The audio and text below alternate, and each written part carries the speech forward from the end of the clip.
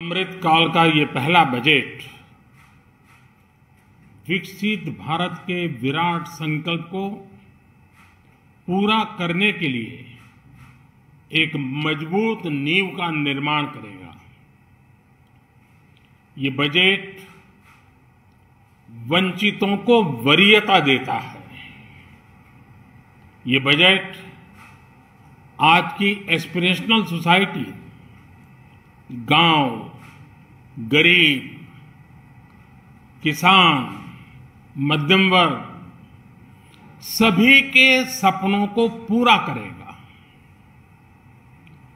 मैं वित्त मंत्री निर्मला जी और उनकी टीम को इस ऐतिहासिक बजट के लिए बधाई देता हूं।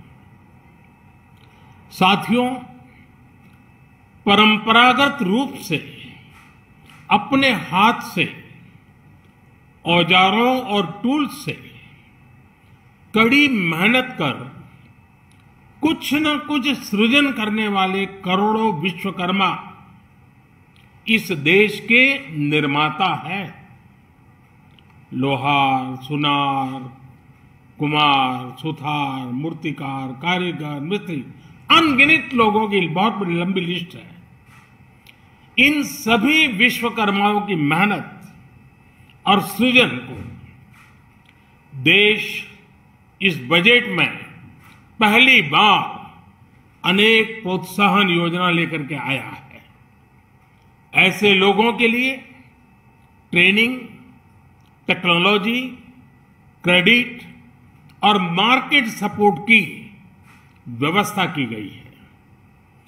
पीएम विश्वकर्मा कौशल सम्मान यानी पीएम विकास करोड़ों विश्वकर्माओं के जीवन में बहुत बड़ा बदलाव लाएगा। साथियों, शहरी महिलाओं से लेकर गांव में रहने वाली महिलाएं हो, कारोबार रोजगार में व्यस्त महिलाएं हो या घर काम में व्यस्त महिलाएं हो, उनके जीवन को आसान बनाने के लिए बीते वर्षों में सरकार ने अनेक विध कदम उठाए हैं। जल जीवन मिशन हो, उज्ज्वला योजना हो, पीएम आवास योजना हो, ऐसे अनेक कदम। इन सबको बहुत बड़ी ताकत के साथ आगे बढ़ाया जाएगा। उसके साथ साथ महिला सेल्फ हेल्प ग्रुप एक बहुत बड़ा सामर्थ्यवान क्षेत्र आज भारत में बहुत बड़ी जगह अपने आप एक्वायर कर चुका है। उनको अगर थोड़ा सा बल मिल जाए तो मिरेकल कर सकते हैं। और इसलिए विमेन सेल्फ हेल्प ग्रुप उनके सर्वांगीण के विकास के लिए नई पहल इस बजट में एक नया आयाम जोड़ेगी। महिलाओं के लिए एक विशेष बचत योजना भी शुरू की जा रही है और जनधन अकाउंट के बाद ये विशेष बचत योजना सामान्य परिवार की गृहिणी माताओं बहनों को बहुत बड़ी ताकत देने वाली है। ये बजट सहकारिता को ग्रामीण अर्थव्यवस्था के विकास की दूरी बनाएगा। सरकार ने कोऑपरेटिव सेक्टर में दुनिया की सबसे बड़ी अन्न भंडारण योजना बनाई है, स्टोरेज कैपेसिटी।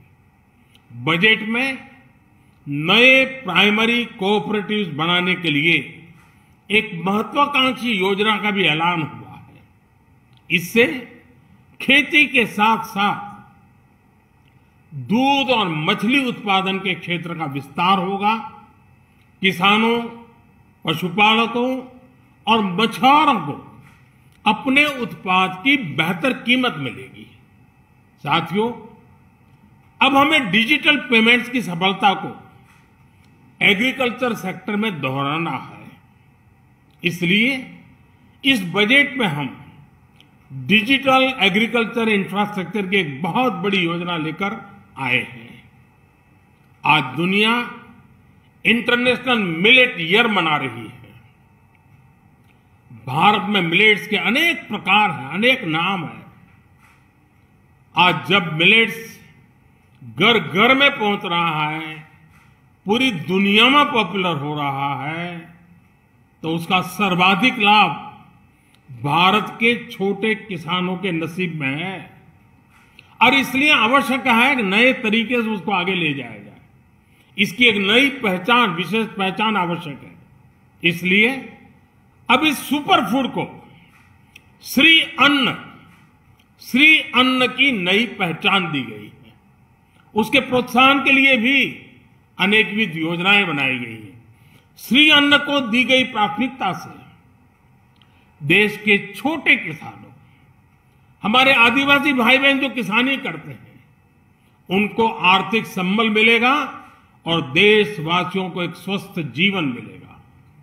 साथियों, ये बजट सस्टेनेबल फ्यूचर के लिए green growth, green economy, green energy, green infrastructure और ग्रीन जॉब्स को एक अभूतपूर्व विस्तार देगा। बजट में हमने टेक्नोलॉजी और न्यू इकोनॉमी पर बहुत अधिक बल दिया है। एस्पिरेशनल भारत आज road, rail, metro, port, waterway, हर क्षेत्र में आधुनिक इंफ्रास्ट्रक्चर चाहता है। नेक्स्ट जनरेशन इंफ्रास्ट्रक्चर चाहिए। 2014 की तुलना में इंफ्रास्ट्रक्चर में निवेश पर 400% से ज्यादा की वृद्धि की गई है। इस बार इंफ्रास्ट्रक्चर पर 10 लाख करोड़ रुपए का अभूतपूर्व इन्वेस्टमेंट भारत के विकास को नई ऊर्जा और तेज गति देगा। ये निवेश युवाओं के लिए रोजगार के नए अवसर पैदा करेगा, एक बहुत बड़ी आबादी को आय के नए अवसर उपलब्ध कराएगा। इस बजट में ईज ऑफ डूइंग बिजनेस के साथ साथ हमारे उद्योगों के लिए क्रेडिट सपोर्ट और रिफॉर्म्स के अभियान को आगे बढ़ाया गया है।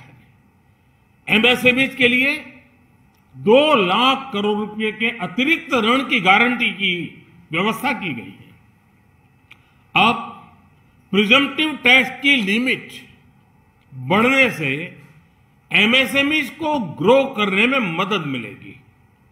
बड़ी कंपनियां द्वारा एमएसएमईज को समय पर पेमेंट मिले, इसके लिए नई व्यवस्था बनाई गई है। साथियों, बहुत तेजी से बदलते भारत में मध्यम वर्ग, विकास हो या व्यवस्था हो, साहस हो या संकल्प लेने का सामर्थ्य हो, जीवन के हर क्षेत्र में आज भारत का मध्यम वर्ग एक प्रमुख धारा बना हुआ है। समृद्ध और विकसित भारत के सपनों को पूरा करने के लिए मध्यम वर्ग एक बहुत बड़ी ताकत है। जैसे भारत की युवा शक्ति ये भारत का विशेष सामर्थ्य है, वैसे ही बढ़ता हुआ भारत का मध्यम वर्ग भी एक बहुत बड़ी शक्ति है। मध्यम वर्ग को सशक्त बनाने के लिए हमारी सरकार ने बीते वर्षों में अनेकों निर्णय लिए और ईज ऑफ लिविंग को सुनिश्चित किया है। हमने टैक्स रेट को कम किया है, साथ ही प्रोसेस को सिंप्लीफाई, ट्रांसपेरेंट और फास्ट किया है।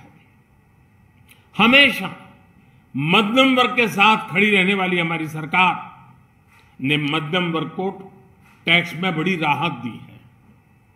इस सर्वस्पर्शी और विकसित भारत के निर्माण को गति देने वाले बजट के लिए मैं फिर एक बार निर्मला जी और उनकी पूरी टीम को बहुत बहुत बधाई देता हूं और देशवासियों को भी बहुत बधाई के साथ साथ मैं आह्वान करता हूं, आइए अब नया बजट आपके सामने है, नए संकल्पों को लेकर के चल पड़े।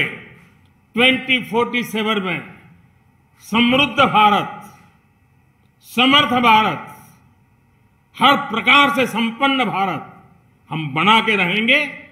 आइए इस यात्रा को हम आगे बढ़ाएं। बहुत बहुत धन्यवाद।